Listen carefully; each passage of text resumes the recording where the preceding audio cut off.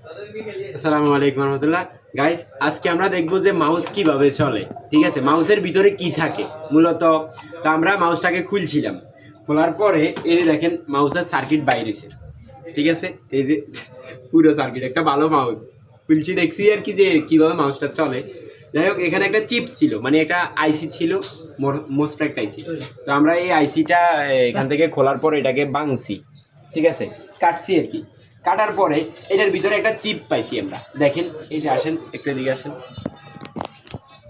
এই যে দেখেন, এই যে ছোট্ট চিপটা দেখা যাইতেছে। আবার এই যে দেখেন, এই চিপটাকে আমরা মাইক্রোস্কোপের মাধ্যমে বড় করে দেখার চেষ্টা করতেছি। দেখেন, আমরা মাইক্রোস্কোপ কেন ইউজ করি মূলত। এই যে দেখেন, ছোট যে কোনো জিনিসকে আমরা স্পষ্ট করে দেখতে পারি। এই যে দেখেন, আমি জুম ইন বা জুম আউট করতে পারতেছি। ঠিক আছে, দেখছেন, এই ছোট্ট একটা চিপের মাধ্যমে তারা কয়েকটা তার দিয়ে এরপরে এই চিপটাকে চালায়।